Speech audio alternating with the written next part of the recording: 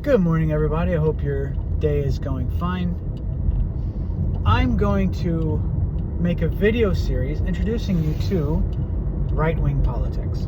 Now, I'm guessing over the past week, since Wednesday, I think there have been a lot of people who have left the left, and I wanted to make this video series just for you. You might think that you understand what right-wing people are about, or maybe you used to think that.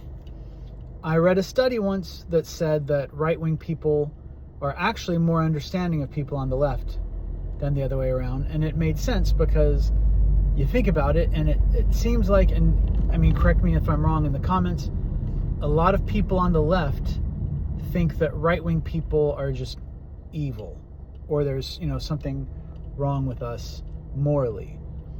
But those of us on the right, we don't think that about you guys, or we didn't until Wednesday. We think, or we thought for the most part, that people on the left were either, we knew some were evil, of course, some are just bad, but there's a lot of them that were just they just misunderstood things, or they were well-intentioned, well-meaning, and they just got misled. They just don't understand economics. That's our main argument against socialists and liberals. Like, well, if they just understood economics, or if they had their priorities in order and things like that, then they wouldn't be socialists and liberals. They would be more on our side. So I want to kind of explain politics from our view, from our side. Now that you are, I'm guessing, open to listening, which is great. We're very happy for that. I want you to kind of understand where we're coming from and the different types of people on the right wing. I want to explain broadly, and then I'm going to make several videos that explain each individual topic. Okay? So the first thing is I'm going to just kind of introduce you to the different schools of thought of the right wing. When I say the right wing, of course, I'm differentiating it from the left wing. So in politics, you got to understand what the left wing and the right wing is. So, of course, everyone knows it all started with people in like France sitting at a table, and if you're on the left side, you're for change, and if you're on the right side, you're for keeping things the same. Well, that's kind of still what it is in a way, but it's more than that. The right wing is about individualism, and the left wing is about collectivism, which means that on the left, you personally are not really held responsible or accountable for your own life, which means that, for example, a black man isn't capable of fixing his life. He's not capable of making good money and, having a good job and a good stable family and all that, because he is systematically oppressed. That's what people on the left believe. People on the right, however, say that, everyone has a different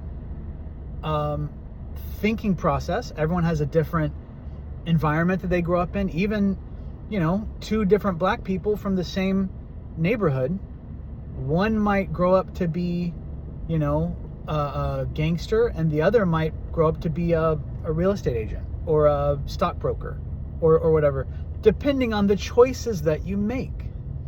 We don't believe that just because someone is born one way, that they're stuck that way, because we believe in individual liberty.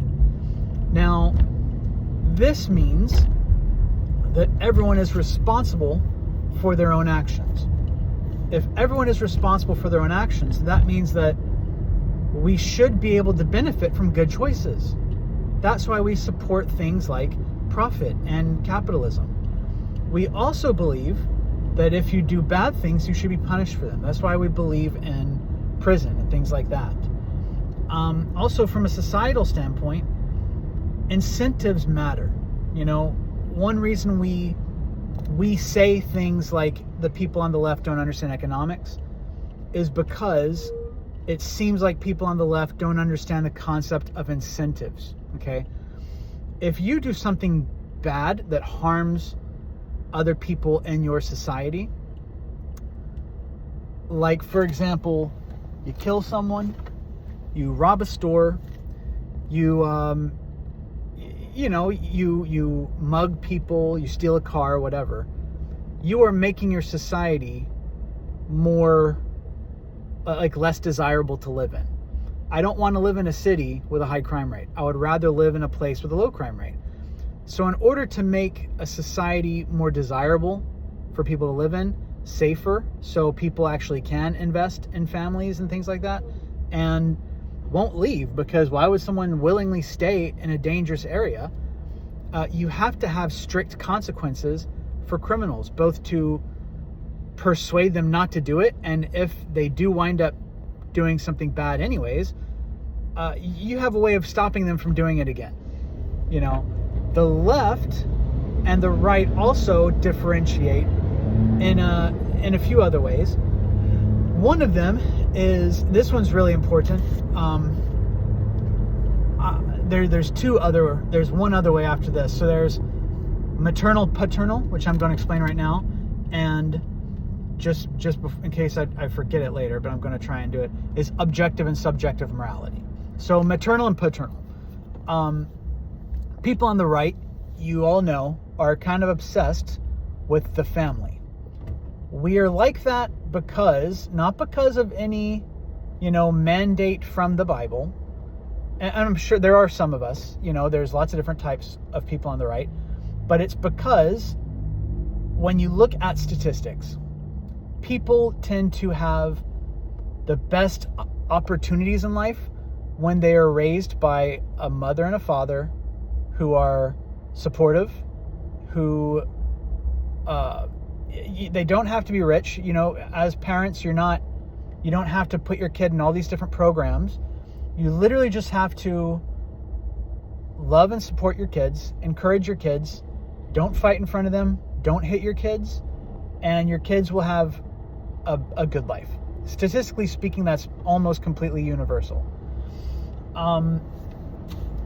Kids that are raised by single mothers, for example, tend to have, and I'm not, I'll talk about that maybe in a separate video, but I think the notion that all single mothers are great parents and all single mothers are bad parents, both of those are also equally kind of messed up.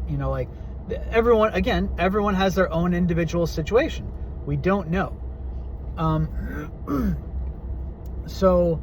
But we should all accept the fact that men and women typically have different parenting styles.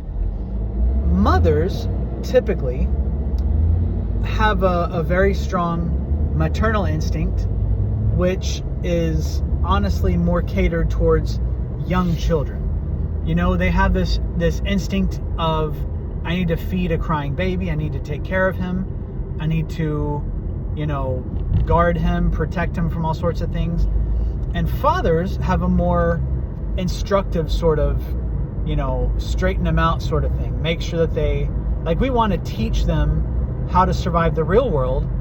Mothers want to protect them from the dangers of the real world. This is because young children and from, newborns to say 4 or 5 years old, they have different needs than 6-year-olds and up.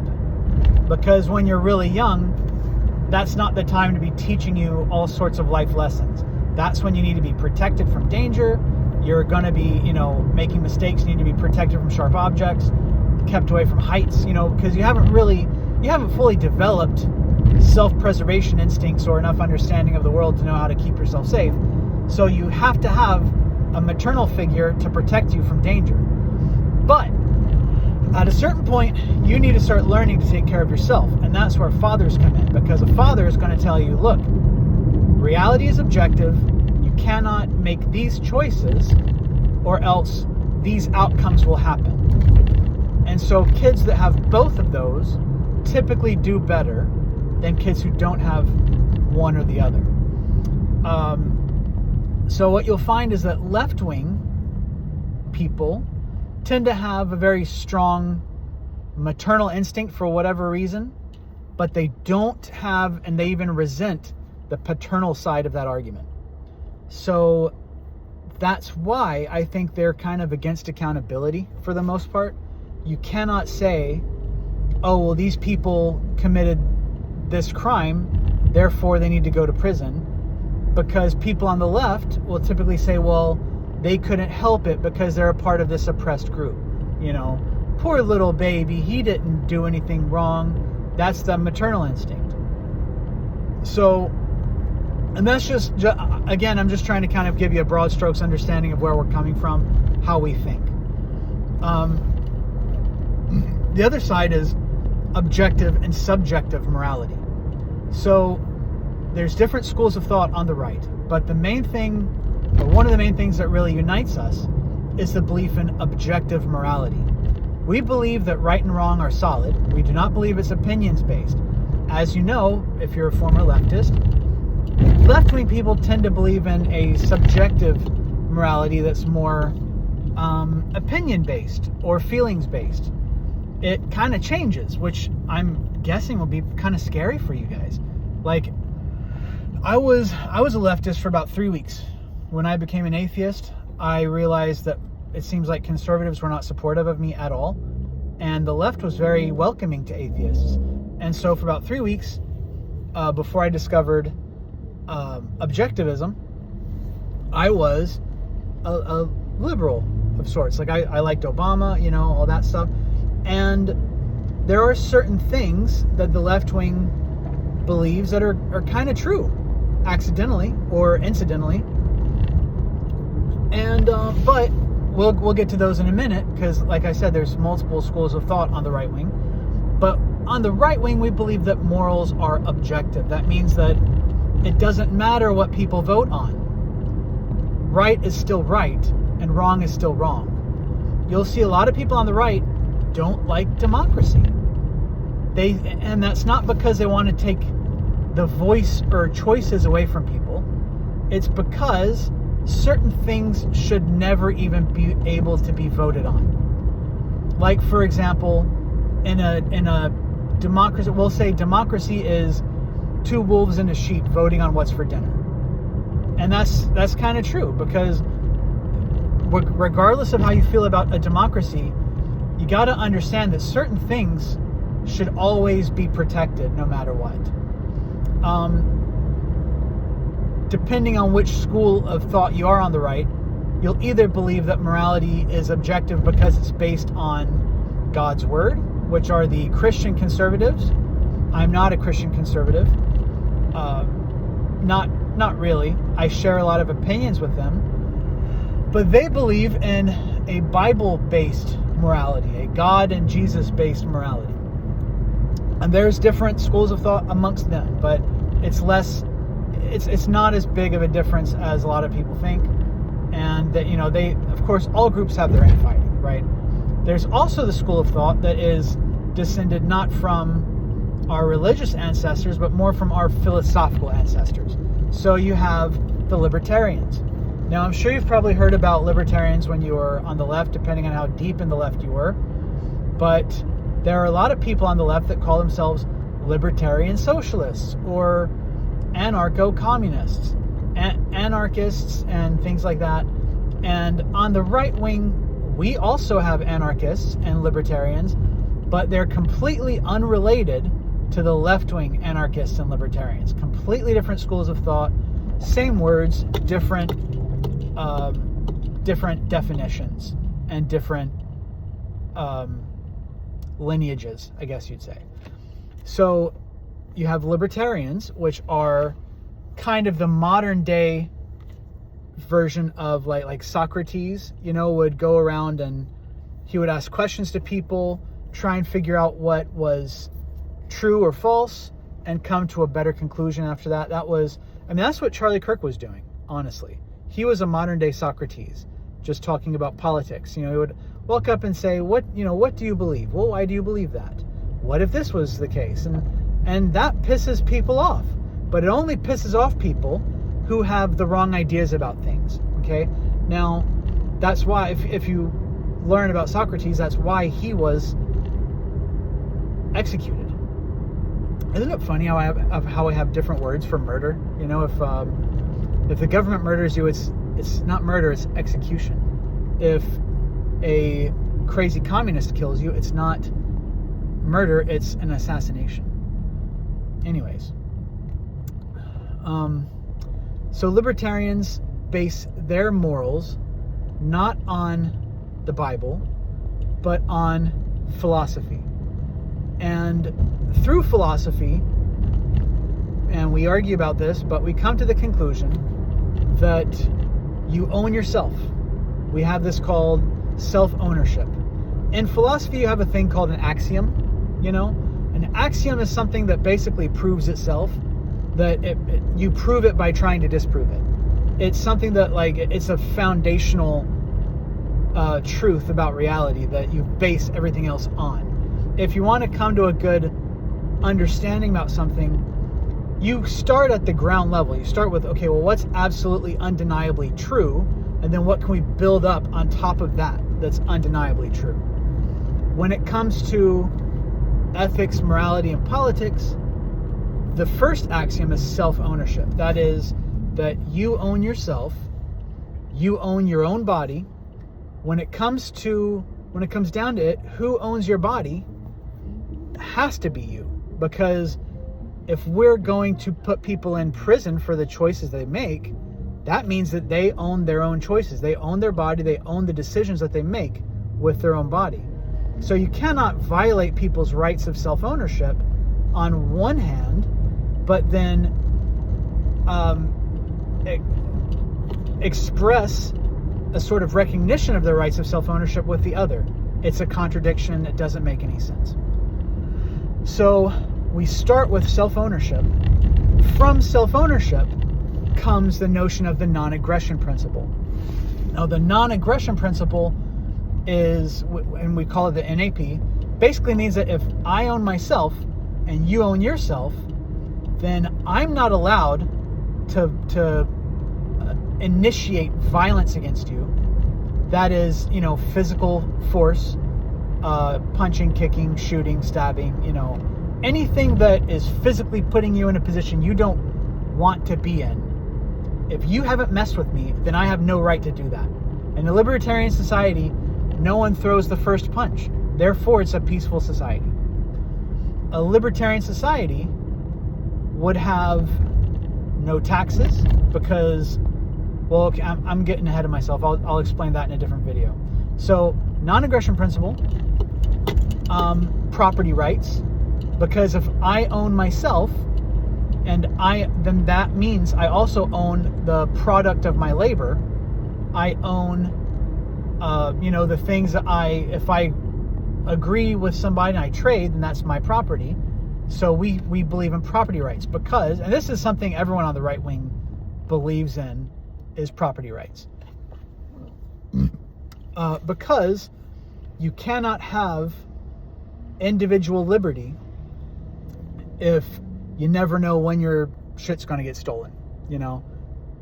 A healthy society, and people argue about this, like, well, you can't get an ought from an is or something. Fucking nihilists. They're so stupid. You have to understand that societies with specific types of behavior and cultures will result in better or worse societies. A great example of this is Japan. Everyone loves Japan, wants to live in Japan. Almost nobody will talk about Japan in a negative way because Japan has such a high trust society where property rights are so sacrosanct that you could go into a cafe, bring all your most valuable,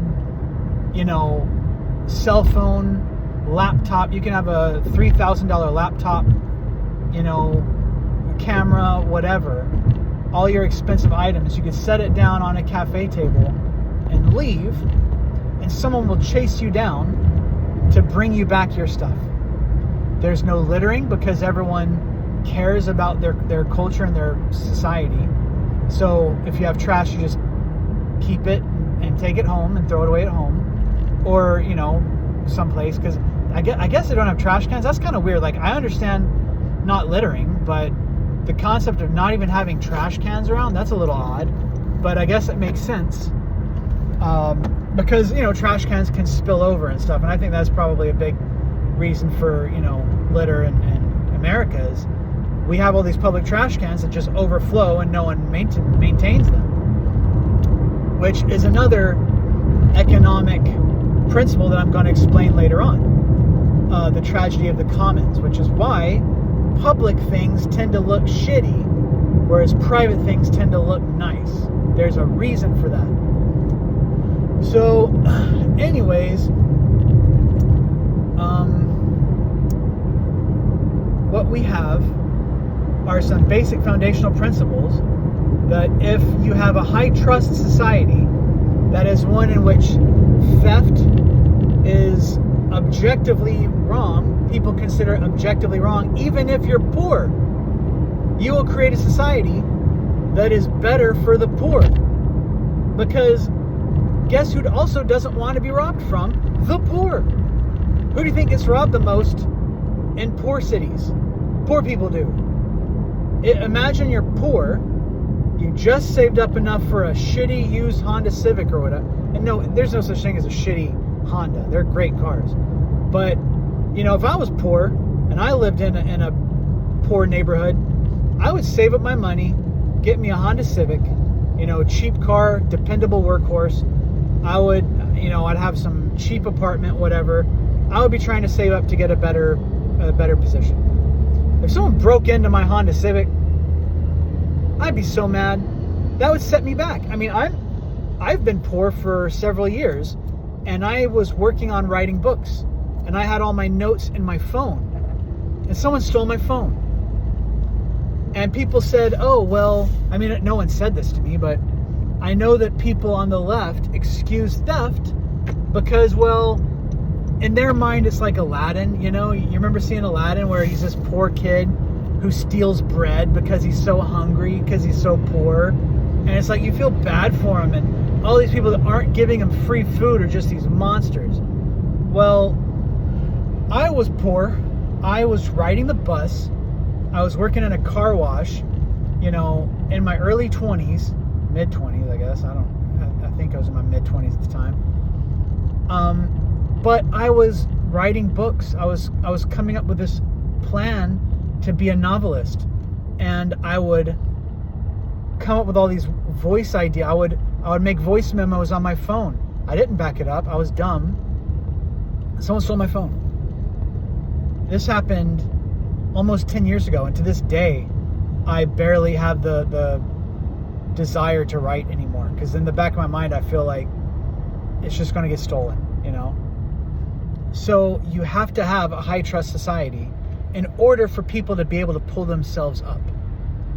We believe in everyone's own unique individual power and beauty and creativity and ingenuity. That's the difference between the right and the left, is that people on the left only believe you can reach as high as your social group or your racial group or your gender identity or whatever will allow you to. People on the right look at you like you have a complete unknown potential. We don't know what you're capable of. Hell, you might not even know what you're capable of, but we will encourage you to figure that out, and we'll cheer you on as you go. We look forward to seeing what heights you can reach. We want to see you do your best. We want to build a society that allows you to do your best. That's ultimately the difference between the right and the left, I believe. So, you don't have to be a Christian conservative. You can be an objectivist. That's, someone who follows Ayn Rand. And if you don't believe, if you don't like Ayn Rand, ask yourself if you've ever actually read any of her books. If you've ever actually listened to what she has to say, or if you've just heard other people's opinions about her and made up your mind based on other people's opinions. Chances are it's other people's opinions. It's not objectively, But anyways, so that's Ayn Rand. and objectivism, which is a major school of thought. And on the right, it's sort of like the secular right wing, you know. So then you have conservative Christians, which if you want to know who to follow on that, and I'm just going to give you a brief overview of who to follow for different ideologies, you know. So objectivism, Ayn Rand is, and people who, modern day objectivists, you know, you can look them up. There's Yaron, I don't know if I'd even want to say him. He's kind of, there's a few of them, you know. There's also, of Christian conservatives, of course, there's, you know, everyone knows Fox News, but they're kind of old hat. They're kind of expired. You know, people are more about YouTube these days. I really like Steven Crowder. He's one of my favorite go-to Christian conservatives. And of course, you can find him on YouTube and on Rumble. He's got so many videos, and everyone else that I might recommend as a Christian conservative has been on his show. So I'm not going to just name off all the Christian conservatives that I like. So there's a lot. There's specifically anti-communists, like Karlin Borisenko. She's really fascinating. She explains the left in a very matter-of-fact manner. Like, okay, this is specifically what these people believe. These are their different organizations. There's also, of course, the anarcho-capitalists, which I was for a while. I still kind of am, but I'm definitely, I will always have a good place in my heart for the anarcho-capitalists. The best one right now is a man named Hans Hermann Hoppe. I haven't seen anything recently from him, but if you want to learn about right-wing economics, there's the Mises Institute on YouTube. They have lots of videos, but they're kind of long. You know, it's like 45-minute long, hour-long videos. They've also got great articles. So if you want to research right-wing economics for yourself, just Google, you know, healthcare Mises, healthcare Austrian economics, the debt crisis or whatever economic situation, and then Mises Institute or Ludwig von Mises or Austrian economics, and you'll find out the right-wing explanation of economics. There's also some socialists that are considered right-wing, strangely enough. They're just national socialists, and they're kind of the black sheep of the right wing. What's more common when it comes to what people might actually... Because when you call someone a Nazi, it's lost all meaning these days. Personally, if I hear anyone call me a Nazi, I'm punching them. At this point, after the murder of Charlie Kirk, I'm not even gonna sit there and explain, well, actually, a Nazi was a socialist and I'm a capitalist. And, you know, because I just... That's a death threat. Calling someone a Nazi is threatening to murder them. That's how people on the right are interpreting it now. So, you know, that's the reality. But there are, of course, people on the right that are race-based. They care about race more than most other things. And you know what? Hear them out, man. They're not calling for the death of any other race. They're not calling for slavery. They're calling for the same shit that Malcolm X was calling for, which is segregation. They make good arguments. You look at, you know, they'll bring up things like the crime rates and preferences. And I mean, people on the left have already been institutionalizing segregation by having black-only spaces or people of color-only spaces and things like that. So, like, that's an interesting topic. Depending on how open-minded you are, there's a lot of people on the right that don't like that sort of thing. Charlie Kirk didn't even believe in race. Christian conservatives and anarcho-capitalists and libertarians, which make up the bulk of the right wing, probably 80-90% of them, are staunchly opposed to racism and race-based policy. Because, again, we're the side of individuality. individualism. We believe that just because black people commit higher rates of crime than everyone else, that doesn't mean that black people as a whole need to be treated a certain way, because there's still 80% of black people that have never committed a crime in their life and probably never will. So why should they all be punished for the crimes of a few? Why don't we instead just crack down on the bad ones? You know, and that's in every aspect of society. Individualism, when taken to its natural conclusion, solves so many problems in the world.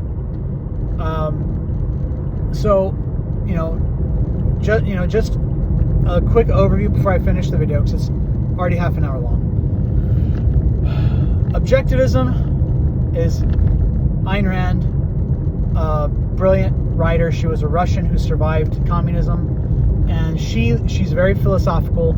She's one of my favorite philosophers of all time.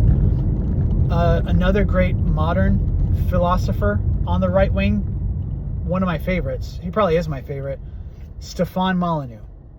Stefan, and then Molyneux, Molyneux, I think it is. I'm a huge fan of his. If you want to do a really deep dive into anything that you might take for granted that you know about, or any subject that you might just think isn't a big deal, but is a huge deal, follow Stefan Molyneux. He makes the best philosophically based videos. Now, besides Stefan Molyneux, like I said, Stephen Crowder already, Christian conservatives. As far as the Israel thing goes, man, there's infighting on people on the right about that too. You know, and it's not necessarily pro-Palestine. Most people on the right are not pro-Palestine because Palestine is not pro-America. And the reason we are on the fence about Israel is because a lot of people on the right don't believe Israel is for America either. And there's some that believe Israel is our greatest ally. So it's all based on who should Americans support. Should we support someone who is, we'll never agree to support someone who's un-American or anti-American, but we will argue on whether or not someone is actually pro or anti-American. That's really the crux of the debate around Israel on the right wing is, well, are they for Americans or are they against Americans? You know, it depends. And you know what, talking about America, let's talk about American values real quick. Okay, so there's also constitutionalists on the right wing. Constitutionalists are very much just Americans. You know, they're hardcore, like American values first. And American values are not so much about the Constitution itself, because if you read the Constitution, it's kind of just laying out the structure for the government, how the government's supposed to work. And the way the government's supposed to work is you have all these checks and balances, right? Because before America, you didn't really have checks and balances in government. You kind of just had authority that you had to obey. So they were like, why don't we create a government where people are actually the government itself? Like, people are a part of the government, and it's, you know, by the people, for the people. And of course, they couldn't have predicted all the problems that came with it. So I'm never going to shit on the founding fathers because they thought democracy was a good idea, and I already explained why it's not. Or the obvious flaws with democracy. So American values, yes, democracy is an American value, but the real American values come from the constitutional amendments. And keep in mind, the amendments were not put in place to give us these rights. The amendments were put in place because they realized that these rights are extremely valuable and they need to be respected and protected. That's why the amendments exist. So, for example, gun rights don't come from the Second Amendment. The Second Amendment comes from the embracing of gun rights. Now, why is free speech so important? Well, if we live in a democracy, that means that every single person has a voice, okay? That's very important. That's a big deal.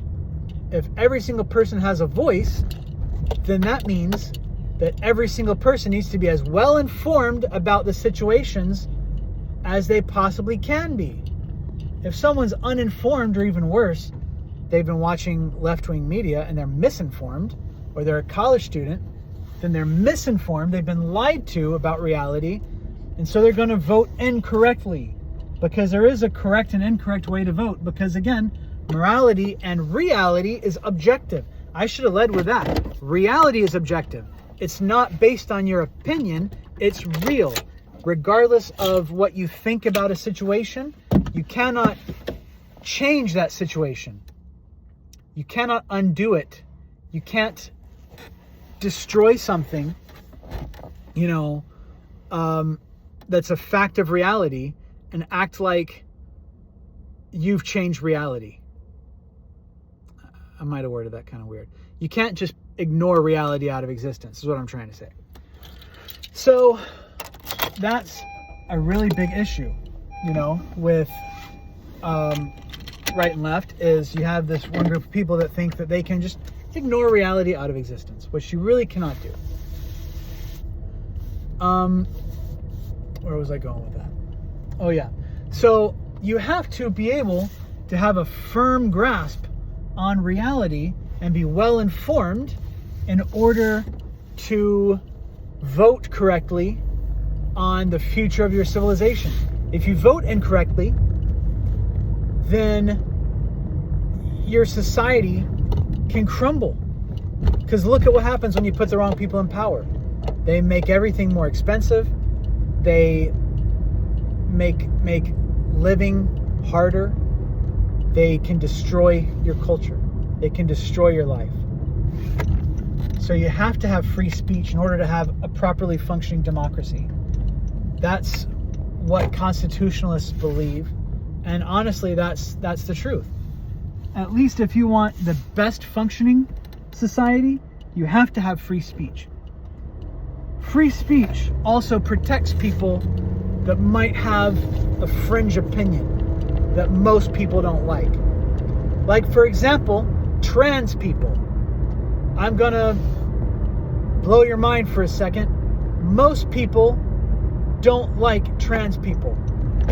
Most people think they're weird, they're crazy, they're creepy, but we respected their right to express themselves because that's a fundamental right in America.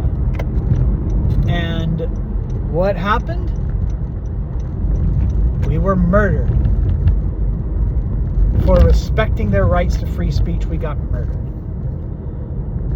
Now, gun rights. Why are gun rights so important for right-wingers? Everyone on the right supports gun rights. Why? Why do we all support gun rights?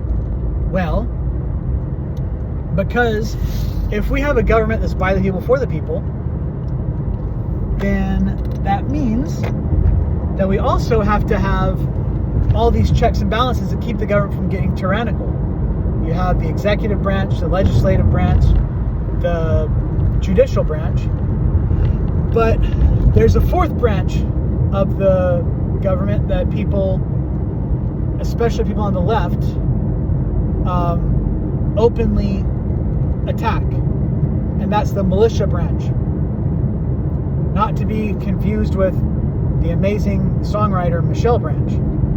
The militia branch is the side of the government that if the government does actually get too tyrannical, if they ever start trying to put people on boxcars, they start trying to round up American citizens that are doing nothing wrong, well, that's when Ruger and Glock and Smith & Wesson come in, because the government at the end of the day would lose a battle against the American citizens. If the American citizens were to try and overthrow the government, it would almost be child's play. It would be, we have to have that capability in order to have peace. if the government isn't scared of its people, then the government can go and do whatever it wants. It's like mutually assured destruction. You know, why are nukes a good idea? Because we'll never need to drop a nuke. If every country has a nuke, then that means when that country has debates or discussions, we all recognize, like, you know what? Let's be nice to that guy, because he could kill us. We'd kill him right back, but neither one of us want that outcome. That's a terrible outcome. It's like men. You know, men, strangely enough, are less quick to violence than women are. So are gorillas.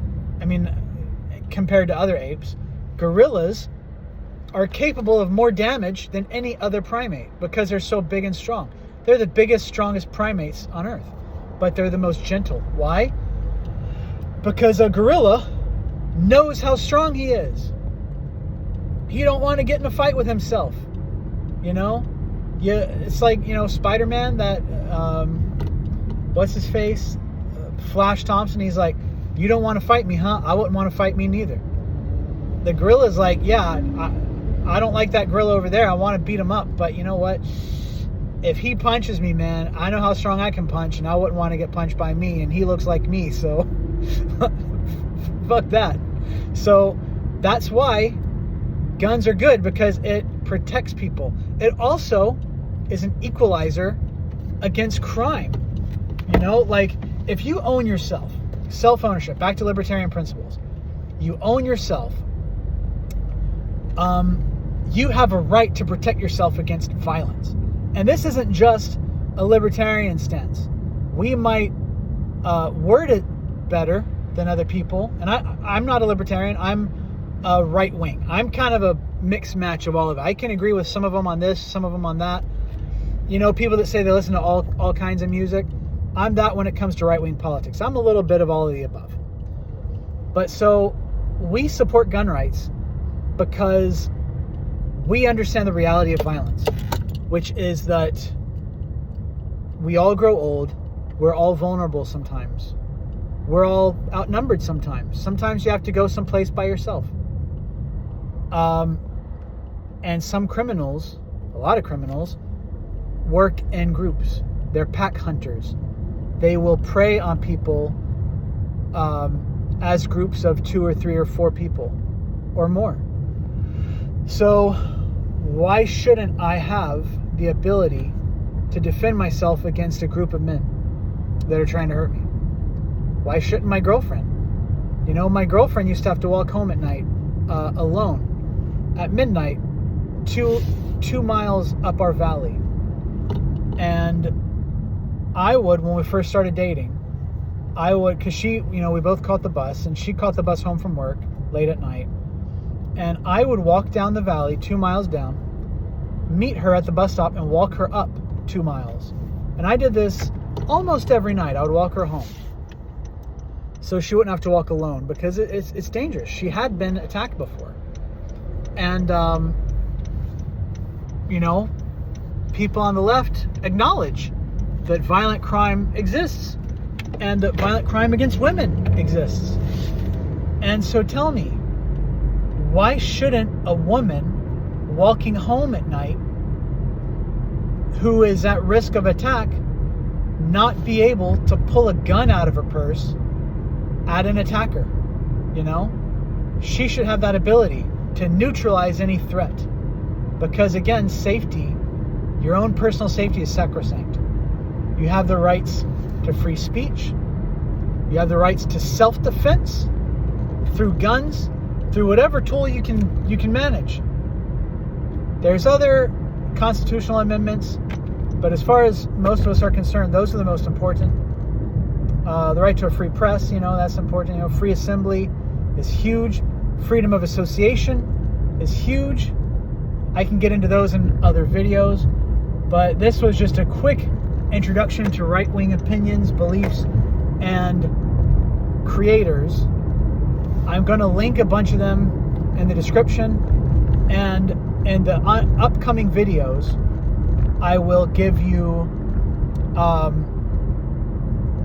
more links and more references and more explanations to our side as I can. Again, we all welcome you with open arms.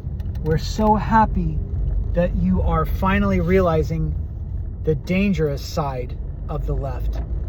That you're realizing that the promises made by the left are empty promises. That it's wishing with a monkey's paw or making a deal with the devil. That you can have your free health care, but it comes at a steep cost. That the juice ain't worth the squeeze. That in order to get the most out of reality, you must first accept reality for what it is. You know, you look at the free healthcare in Canada and the huge waiting lists, the suicide. They're actually selling suicide. Not selling, but they're giving it away for free, right? Free suicide. They're selling that. And when I say selling, I mean like, you know, preaching it. They're giving away, they have suicide pods in Canada that they're giving as treatment to people with depression. Can you imagine? You go to the doctor because you're depressed, and they're like, oh man, I'm sorry. Have you tried killing yourself over it? Here's a suicide pod. Don't worry, it's free. That's not healthcare, man. It's like an idiocracy, you know, when the dude wanted a time machine so he could time travel back to the past and buy a bunch of stocks and get rich. But he knew the time machine didn't actually work, but he lied about it because he wanted to get rich. It's irrational. You can have lower costs over time. You can have things actually progressing. The left likes throwing around terms like progressive and improving and whatnot. But there's only ever been one thing that has ever actually gradually improved society over time, and that's free market capitalism. We cannot have free, no cost anything. No free lunch, no free healthcare. But you know what we can have through capitalism? We can have something that's a little better and a little cheaper than it was yesterday. A little better quality, a little easier to get, a little more easier access, a little more accessible, a little cheaper, because we have competition. And that's again something I'll come to when I actually do have the economics video, because that's a huge topic with so much to talk about. But I want you to kind of, if anything from this video, I want you to get that as a concept, which is what the right wing really is about, what we believe, who our people are, what the different schools of thought are. And I want to leave you with this. You don't need to have an answer for every problem. Someone else might come up with a better answer to that problem than you. What you need to have is an open mind and the optimism to think, you know what? I bet there's an answer out there that someone will come to eventually. When they were freeing the slaves, they didn't think, well, we have to figure out exactly who's going to pick the cotton before we can free these slaves. They didn't think that. They said, you know what? Slavery's wrong. That's it. Let's end slavery because slavery's wrong. They didn't predict a cotton gin. That look, there's going to be this big, complicated machine that's huge, that's fueled by dinosaur blood or whatever gasoline is. I don't know. They're not going to say. And when it comes to solving problems in a right-wing society, you don't need to be able to figure everything out. You just have to allow the freedom to other people to figure out the problem. That's capitalism in a nutshell. That's right-wing ideology in a nutshell. Optimism, belief in the people around you, grant people the freedom to solve their own problems, and the freedom to trade with each other. So when someone does solve a problem, we can all learn from them and we can all help them. All right, thanks. Hope you have a great rest of your day.